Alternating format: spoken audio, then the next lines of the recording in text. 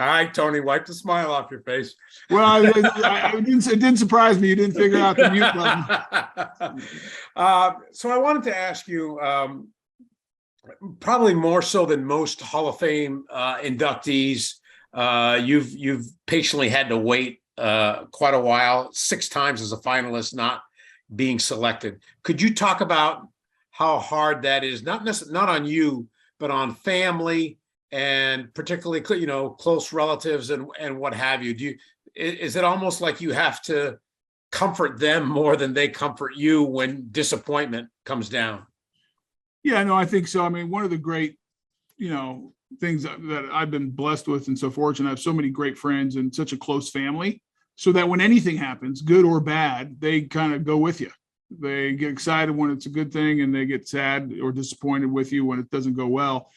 And, the Hall of Fame is a tough process, but it's rightfully so. And, being a finalist 6 straight years and before I got in, there were hard moments and there were moments of disappointment, because once you're a finalist and you're in that room, obviously you want to make it to the Hall of Fame. And so it was always a balance for me, because I respect the process, and what the Hall of Fame stands for. And the guys who made it when I didn't, they deserved it.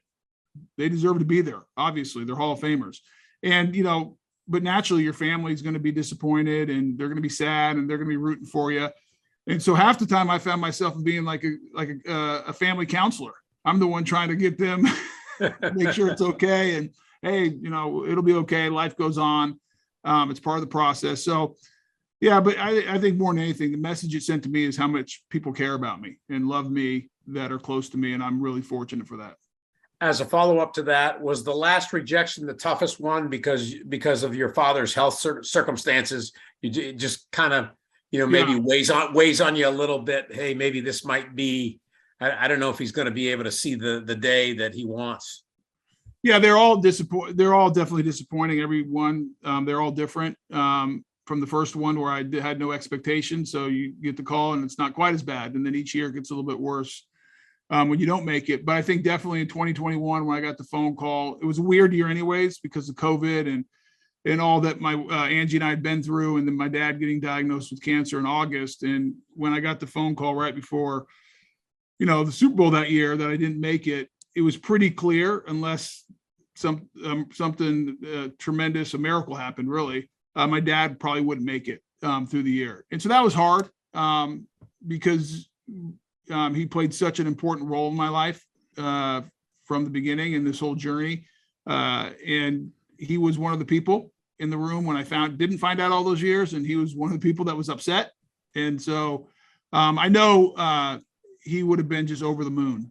And so selfishly for me, really more than anything, him not being here is hard, but I know that he's proud. He was proud of me. It doesn't take away the fact that he was there every step of the way during my journey. And but there'll be a small little void in Canton without him being there. But I know he's there in spirit, and I believe he's looking down from heaven, smiling, and proud of his oldest son making it to Hall of Fame. Thank you.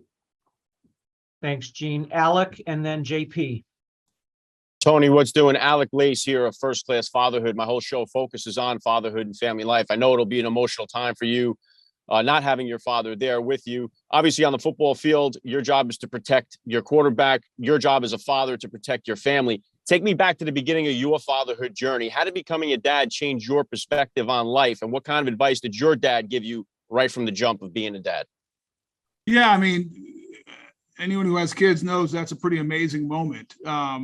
When my first child, who was my oldest, my son, Andrew, was born, it changed everything. I mean, it just gives you a whole different perspective of how much you can love somebody and how you feel responsible.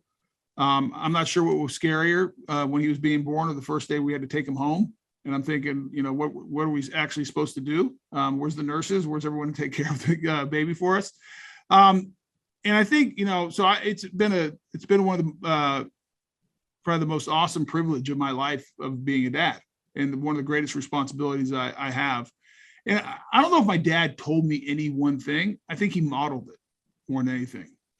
He modeled from, I was a little kid, all through my journey, through sports, through academics, through life, relationships, of just being there. and being that consistent presence, telling me things I didn't always want to hear, which is important. Kind of being that, that guide and helping me traverse the tough ground and the hard decisions and just being there. And that was the model he gave. And that's what I've tried to do with my kids. What was he like as a grandfather, Tony? Oh, he was great. I think he probably liked that better because he didn't have to do any of the real work. He liked hanging with the kids. I think his favorite was the beach. He had a beach place out in California, and his favorite moments were when all the grandkids would come out and he could go swimming with them and, play paddleball and stuff on the beach. So that was when he was at his happiest. Thanks, Alec. JP and then Barry Wilner. Hey, Tony, how difficult is it to write the speech? And then we got a press release today saying each speech is 6 minutes and they'll cue you out at 8 minutes. What have you done with your speech so far? It's written. It's pretty much done. I got some edits to do because it's over the 8 minute mark. There's no chance I'm going to do it within 6. And I'm praying and editing and working hard to try to get it under that 8, because the last thing I want is Rich coming on stage to come tackle me and tell me to get off. And so, yeah, it's it's difficult in 6 to 8 minutes to tell the story of how you got to a place like the Hall of Fame. And for me, the majority of the speech is talking about family and friends and the people that helped me get there. And so as I've gone through it, I'm not going to be able to call everyone out by name that I want to. There's just not enough time. And because I'm a firm believer that nobody gets to the end destination. No one reaches a goal by themselves. And I surely didn't. And there's so many people, coaches, friends, family, obviously my parents, that were such a big part of it, that trying to get them fit them all in is going to be hard. Okay, we have Keegan Michael Key for entertainment, not Rich trying to tackle Tony Boselli. Let's 2 comedy acts. We are graced not by 1 or 2, but 3 Hall of Fame selectors on this call. And the first I'm going to call on is Barry Wilner, and then Jarrett, you'll be next. Thanks, Rich. Tony, congratulations. I wanted you to talk a little bit about the difficulty of playing on the offensive line, particularly left tackle, the fact that offensive linemen just don't get a lot of glory, and even though they may deserve it. And what was some of the biggest challenges of becoming such a great left tackle? I appreciate it, Barry. I think, first and foremost, especially back in the era I played, the best pass rusher was going to be that right defensive end 95% of the time. And, I went into the game knowing the guy I was playing against was a better athlete than I was. Those guys are so physically gifted. And at the same time, my expectation was to play perfect, because I knew, the uniqueness of of playing offensive line, especially if you look at the system we played in, where we didn't do a lot of slides. We didn't do, both Leon Searcy and I were asked to block one-on-one the whole game. I could play, if there were 70 plays in the game, I could have 69 that were perfect. But if I get beat on a key third down at a key moment in the game and give up a sack, or that leads to anything, negative play or a turnover, I had a bad game. And so it's like the direct opposite of the guy I'm playing against. All he needs to do is have a couple big splash plays and everyone's gonna be writing about him in the paper. For me, I can't have any negatives. And so I really approached the game, which honestly created a bunch of anxiety and fear of failure half the time. Going into the game, I'm a nervous wreck every game I ever played, just because I had set that standard and I knew I needed to be perfect. And but with all that said, I think it's one of the best positions in all of sports, because you're 100% dependent on everyone else on the field for success. I always said I could do my job perfectly and dominate the guy I'm playing, but if the other 4 guys on the offensive line, if we're not communicating, we're not doing our job, if the quarterback's not doing the right thing, if everyone else isn't doing it, it doesn't matter what I do. So I loved playing offensive line. It was maybe you don't get the notoriety you maybe some of the other positions do. It's hard to measure success because there's not like one stat. And unless you really watch the tape, you don't know who's good or not. But I loved being in the room with those guys, in the locker room, in the meetings, and on the field. There's a real closeness to that group in football. Thanks, Tony. Thank you. Thanks, Barry. Jarrett Bell and then Justin Barney. Thanks, Rich. Tony, congratulations, man. Obviously a great honor. I'm curious about a couple things. I got a two-part question. Yep. Or two questions. But first of all, can you shed some light on what it was like being a finalist multiple times and then not to get selected? What is that like internally as someone who is walking that walk? Well, Jared, I wanted to come tackle you and Barry every one of those years. It was hard because, the first year I had no real expectations. I was just happy to be the finalist, kind of like, a young team being happy just to be in the playoffs. But after that, and especially after I found out that I was top 10, not just, so I'm thinking if I'm top 10, 5 guys got in, I'm, man, at least I should be maybe the next 5. And I was top 10 every year, and it just kept on going and going. And I knew the big thing, the elephant in the room was the length of my career. And that was the thing that was being debated back and forth. And so that was always hard because it was something I had no control over. And I also knew I played more games than other Hall of Famers, not, obviously the minority of them. And my length of career is an issue. And I get it. I get the debate, but that was always hard for me. And then, you get to that moment when you're in the room and the way they used to do it, you're sitting there in the hotel, and I had all my family and a bunch of friends around me, and all of them are probably more nervous than I am. And then I'd get that phone call and then tears and crying. And I'm sitting there looking around going, it's bad enough. I just got a call that I'm not in the Hall of Fame. Can you guys all cheer up? You're making me even more depressed. So, but it's part of the process. And a lot, Jared, a lot of people have talked about, there has to be a better process. This is wrong. That's wrong. I disagree. It should be hard. Obviously, it's going to be subjective at some level, especially when you're talking about an offensive lineman because there's no real stats. But I always respected. I respected all the guys and gals in that room who were doing the voting. I respect the process, and I just said, hang in there, and hopefully it happens one day. Tony, every year I leave that selection meeting and I'm mad because somebody I, promoted or argued for didn't get in, and you have your ranking. I think this one, that one. So it can be frustrating even for people in the room, but nothing like sitting in your shoes. Yeah. Second question: Bruce Smith made a social media statement a few weeks ago that he didn't really try to cast shade on you per se, but express some frustration with the process. How did you, process the remarks from Bruce and move on and put it in any kind of perspective for yourself? Yeah, no, it's a fair question. I woke up, I was actually on the West Coast. And so I woke up and I had all my buddies on the East Coast texting me saying, did you see what's on social media? I'm like, I didn't even know what they were talking about. But, let me start with this. I have the utmost respect for Bruce Smith. We had some great battles. He is one of the, top 100 player, one of the greatest to ever play the game. And so I respect him, and I respect every guy who ever played the game. It's a tough game to play, and we battle against each other. And he was one of the greats of the game, but I've played against several greats. And Jared, the way I look at it, anyone who wants to go watch the tape can go watch what I did on the field. My play, I think, speaks for itself. You guys and your peers in the room debated it at length. And so I just, my first thought when I read it is I want to call Bruce. And so Bruce and I had a conversation. I'll keep that private. We had a good conversation. We're good.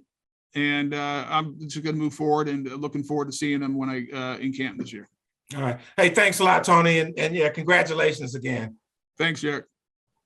All right, Justin, and then Kyle Nash. Hey, Tony, congratulations again.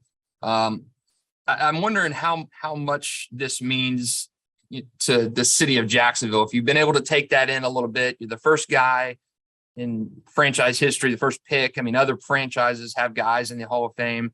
Jacksonville's never had that. It's been you and to a lesser extent, Fred, that's kind of been carrying that torch. Have you felt that excitement, that support? And what do you think this means to the city of Jacksonville for you to be that first guy going in there?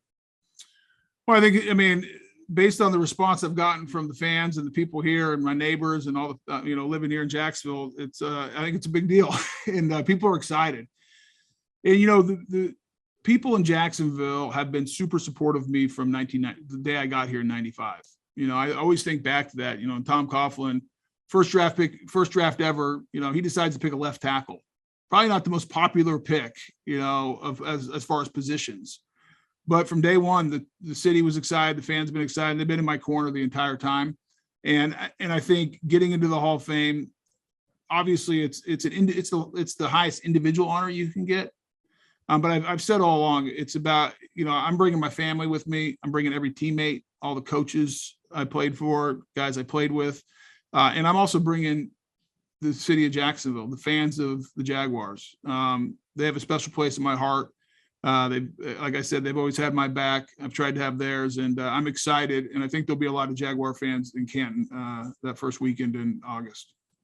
How excited are your boys to go up there? I know they've been disappointed in the past when it didn't happen, and totally ecstatic once you got in. Yeah, my boys, all my kids, my 2 boys, 3 girls, they all like the gear, they like the hype, they like the parties, especially my older ones. So they're pumped.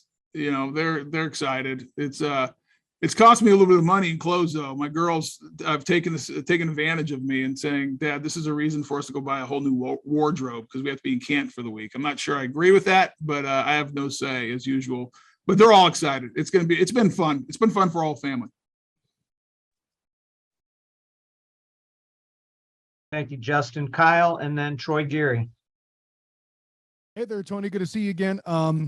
It's interesting with you. You have the unique stance of being the first one for a franchise. You have the unique stance of being picked at a high point, being drafted by 2 different franchises. Obviously, you never took stabs for the Texans that would turn out, but I think that speaks volume to your unique vision on the game itself and how it can expand.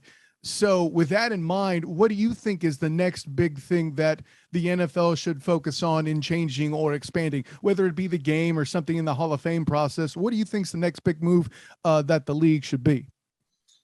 Well, I think the game's great. It's obviously changing. The focus on player safety, which is good. It's the right thing. You got to take the head out of the game. And I think always having focused on that is good. Now, I also think everyone has to realize you're never going to take the physicality and the violence out of football. It's part of the game, but let's make it as safe as possible and take care of guys while they're playing and after they get done playing in their careers. And so I commend the NFL and the Players Association for doing that. It's the right thing, but as far as the future of the game, my hope is that we continue, the NFL and the players continue to invest in youth football and in the younger kids, because that's where the fans, not all those guys obviously are going to play in the NFL. They might not play even in high school, but just, that was a big part of my journey, youth football and playing, and I fell in love with the game there. And so I think that has to continue to be a focus. It needs to be important. It needs to be something that we invest in as part of the game, whether it's the NFL, the Hall of Fame, or just any ex-player. And I'm excited about the expansion and what the NFL's done internationally. This is a great game, but it's still it's predominantly in America, in the U.S. It's America's game, and having the opportunity to go overseas several times with the NFL Europe and in the games in London. I've seen over the last several years part of the Jaguar organization, it grow, going to Germany this year, been in Mexico. I think that's good because the game I love, I think is the greatest game on planet Earth, and I want as many people as exposed to it as possible. I mean, hey, if your Trojans can play in the Big Ten, why can't the NFL do it? Well, yeah, the world's upside down. California is now part of the Big Ten country. Thanks so much, Tony. Yep. Thanks, Kyle. Troy, and then George Jones. Hi, Tony, Troy, Gary. How honored are you to become the first Jaguar into the Hall, and what has the city of Jacksonville meant to you? Well, it's important. It's a huge honor. Troy. Being the first pick ever, I took, that is a real responsibility. Tom Coughlin, Wayne Weaver, and this organization trusted me in 95 to make me the first pick. I hope I lived up to that, and I tried to every day. I've taken being a part of this organization, the city post-career. as a responsibility to represent the organization in this city the right way. And to be able to do that now as a Hall of Famer it's outstanding. It's a big deal to me.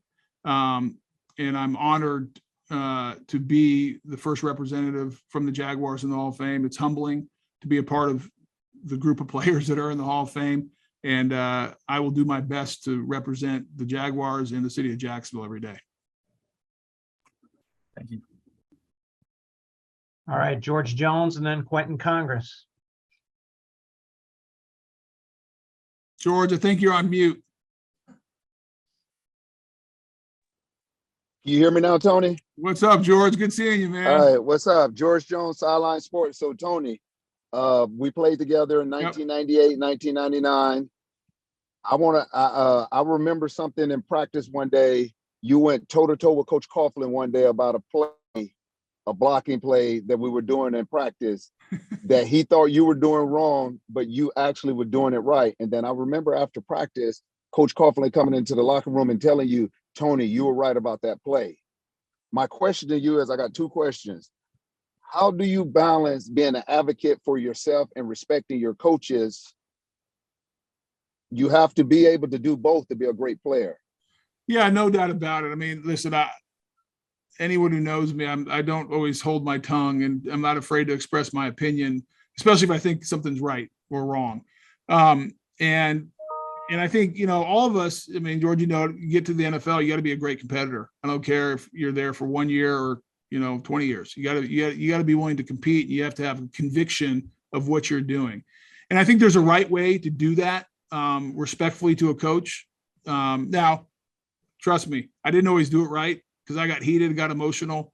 Coaches get heated and emotional, say things they don't mean sometimes. And so you just do your best. You try to be respectful. And if you ever get out of line, which I had, I always made sure I was quick to go find that coach one-on-one in their office, apologize for being disrespectful, and then try to communicate again what I was trying to get across. So, hey, we're all human. We make mistakes. But if you have a strong conviction, you believe in something, and it's for the betterment of the team, I think it's, you got to say something. You got to give your input. Just make sure you do it the right way and do it in a respectful manner. And my second question, Tony, is to young players who look up to you, who want to be offensive tackles one day in their life. What advice would you give them on how to try to achieve that path, not only in youth sports, high school, possibly college, and possibly the NFL?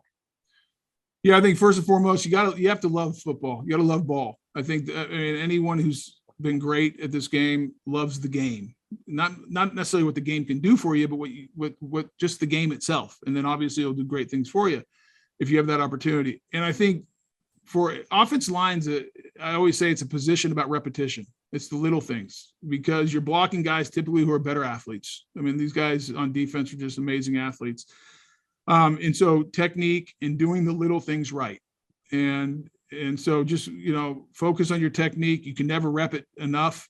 Do the little things, and there's no substitute for hard work. I mean, those are things, I learned those in the game of football. I learned those from my dad about hard work. Like, if you want to be successful in anything, you better work. Just, and nothing drove me more crazy about, guys just talking about what they're going to do, because that's not going to get you anywhere. It's about putting the time in, putting the effort in. And if you want to be different, don't do what everyone else is doing. Well, Tony, I appreciate you allowing me to ask you a question. I'm so proud of you. I'm proud to be a brother. I'm proud to be a friend and a former teammate. And just like Fred and Keenan and all the rest of the guys, Jimmy and Mark, I know everybody's proud of you. And we will be watching you in August get inducted into the Hall of Fame. Congratulations, my friend. Thanks, Greg. Really appreciate it. Thank you, George. All right, Quentin Congress and then Brendan Heffernan. Hey, Tony, how you doing? Congratulations on your induction. Hey, Quentin, before you say anything, George, I'm sorry. I was thinking Greg Jones, the old fullback. George, sorry about that. I said Greg, not George. Hey, Tony, how you doing? Quentin. Congratulations on your induction. Thank you very much. Okay, what were your memories of Tom Coughlin, and also how instrumental was he in your development as a player as well as a person? Well, I think, as George will tell you, it was always a love-hate relationship with Tom. he was a tough guy now. He was a tough guy to play for. He was a disciplinarian. He did not put up with anything and had a bunch of crazy rules that would drive you crazy. But there was a method to his madness. And I think the one thing you appreciated about playing for Tom, that you knew you'd be ready as a team. Like, come Sunday, we were going to be prepared, and there was going to be a toughness about us. There's going to, we were going to show up. We might at times not be the most talented. Maybe there's injuries, whatever, but we're going to be ready to play. And that's a big part of that was because of Tom Coughlin. And I appreciate about that. And I probably appreciated it the older I got. And even after I got done playing, you look back and you look at things that are tough moments or things that were said that maybe you didn't like because they're hard at the time. But they were true and they were good. They were good life lessons. And so I really respect Tom, and he's a great head coach. I believe Tom Coughlin should be in the Hall of Fame as a head coach in the NFL with what he did for the Jacksonville Jaguars and then winning 2 Super Bowls at the New York Giants. He's one of the truly all-time greats. I hope one day he can join me in Canton. And he's a guy that is a big part of my life. I'm in Jacksonville because of him. And I really respect him as a coach, and he's probably a better man than he is coach. What he does off the field in the community is pretty amazing. All right, Tony, thank you so much and congratulations once again. Thank you. Thank you, Quentin. Brendan Heffernan. Hey, Tony, I'm one of the communications interns here at the Hall of Fame, and I was wondering if you could tell me a little bit about the work you've done with our archives and collections team, sort of on helping them tell the story of your career, and also what elements of your legacy are most important that we preserve here in Canton. Yeah, Brandon, great question. I'm sure they probably hate me at this point because I was the last one to get stuff to them. We were in the midst of a move, so everything was in storage. So it was we were a little slow in getting that stuff. So I appreciate the Hall of Fame and the archives team and everything that group has done and the patience they had with me. So thank you first and foremost. And I sent them everything I could. I was actually out of town. My wife and oldest son did it. High school helmet and jersey and USC stuff and stuff from the Jaguars. I've never been big on any of that stuff, if I'm being really honest. I think it's cool. My kids love it. Fans love it. It's neat stuff.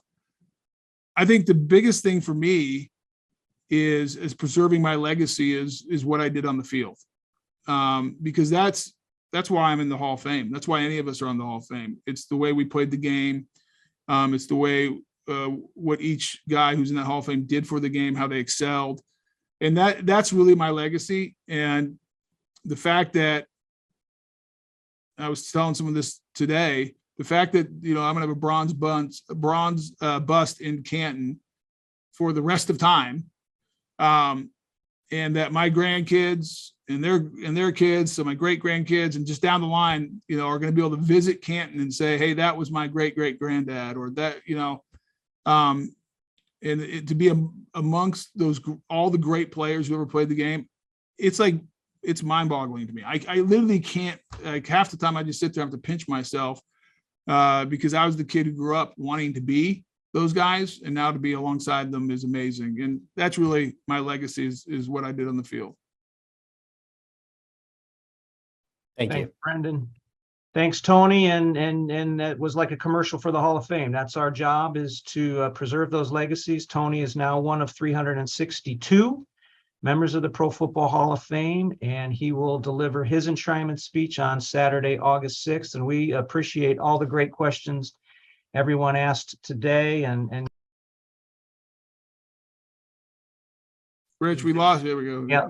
Hey, thanks everybody for great questions. Hey, Rich, let me say something. I want to thank everyone for coming today. And I know we had to postpone last week. I had some things come up that were unavoidable. So thank you for your patience, and thanks for adjusting your schedule to fit me in today. I really do appreciate it. And it does not go without notice that the flexibility you guys had. So thank you very much. No, thank you, Tony, for finding a new time that worked for everybody. And we had a good turnout. We had great questions.